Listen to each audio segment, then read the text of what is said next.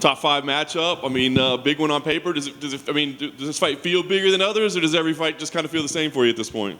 So far in my career, every fight's been the most important fight, honestly, and it's just like this is a huge matchup for me. This is a really skilled opponent, and yeah, man, it feels bigger than others, honestly. It really does, and the more of a statement I can make in this fight, the closer I can get to a title, and that's always the main goal for all of us fighters, anyways, is just get to that championship belt as soon as possible and the smoothest way as possible, and hopefully I can make a statement and make a campaign towards that title shot or a contender shot.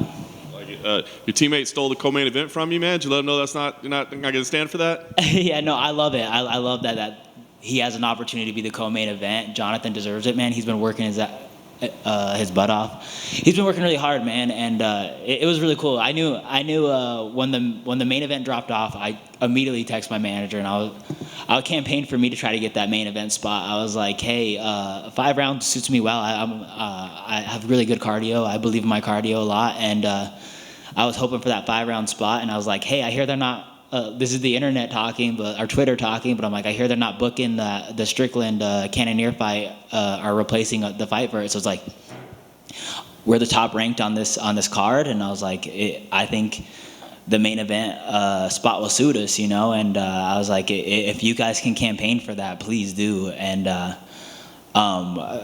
they replaced it with the Grasso fight, and then Jonathan got the co-main event. And then we're kind of worried about that when Neil Magny and D-Rod came on. We're like, all right, well, who's going to co-main event it now? And I'm like, as long as it's one of us two, man, I don't really care, man. It's just great that to see him get the opportunity, and hopefully on one of these few upcoming cards we can keep working up together, and he can main event a card and I'll co-main event it, or vice versa, man. So it's really cool, and I feel like people mistake me and Jonathan constantly anyways for each other. So it's one of those things that it's like it's funny anyways, because they're like, Brandon Royval's fighting Brandon Royval's fighting twice on this card, or like whatever it is, or Jonathan's fighting twice on this card. So it's hilarious, and it was really cool to prepare with him this whole entire time. You guys have slightly different interview styles, though. Yeah. I don't ever shut up, and Jonathan's super quiet. It's so funny, though, in like real life or whatever. He's just like the funniest person you'll ever meet, and just like really outgoing, and just I wish he'd break those barriers, because oh man, he's an incredible person, man, and he's hilarious, and he's one of the funnier people I've ever met. So it's like if he's ever able to get comfortable, and I'm hoping they keep giving these co-main event spots or these main event spots where he's doing these medias and making the proper call outs and stuff, and you can just see this kid turn into a superstar, because that's what he is, man. He's a superstar, and he deserves all these spots and everything that's going towards him, and it's cool to see him do it without having like having to not be himself, you know. And like he's still like, when I first met Jonathan, he came to the gym, I couldn't even believe he came to a new gym because how quiet he was like the first week, and he would just sit there and he'd be like, oh. Yeah. So to see like to one, get to know him, and it didn't take me long to break the barrier with him, because I don't ever shut up, and so it didn't take me long to break the barrier with him, but yeah, I just hope you guys really get his full personality one day, because that's an amazing kid, and man, I hope that like he gets all these interviews in the world so he can get better at it and make the proper call-outs and just navigate his career the way he needs to. That's awesome, man. Those are good, kind words. All right, so we talked ahead of time. I mean, you know, obviously what Asker's style is like, but what are you expecting from him? I mean, we know you for exciting fights. Like, can this be an exciting fight, or do you feel like, man, I got to get ready for a grind in this thing? Oh, it's gonna be both, man. I want to grind. I want to grind. I want to like prepare to grind him out, and you know, I think we talked about it. Just put out that Steve Fontaine mindset of just, I'm gonna fight, and I want to make it hell for both of us. And it's like if I feel the hell and if I feel the pain of a fight, then I know he's feeling it. And it's like I want to put us both through hell, and I want to come out the top person. And that's the whole entire goal of this fight: is just drag us to hell and come out lighting that fire. You know what I'm saying?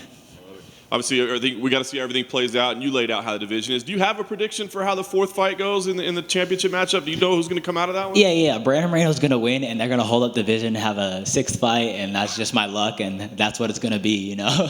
I don't have a necessary prediction, but knowing how everything's going to shape out, Brandon Moreno's going to win, and they're going to fight 6 times in a row or 5 times in a row, however many times they fought.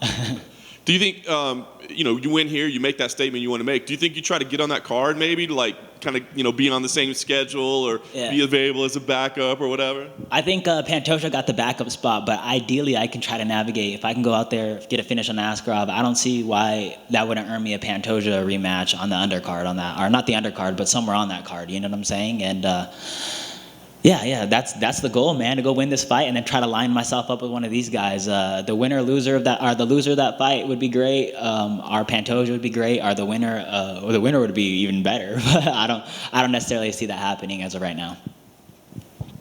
So Brandon, What's up, brother? what's your sleeve? What's my sleeve? It's like a Japanese style sleeve of like the temples, samurais, and just kind of like an Asian style, man. Yeah. What did you think? Like, why'd you do that? Yeah. So when I was 18, I was gonna get the same exact tattoo. It's just like the samurai and all that stuff, and mainly impulse, I guess. Impulse.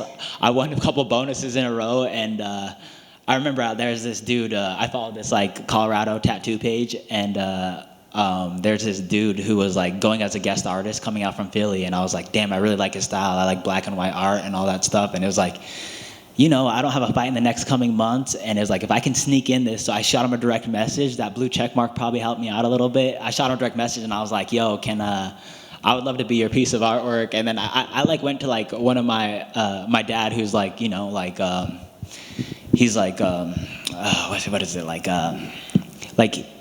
he's well thought out. Like he was not making rational decisions and like irrational decisions.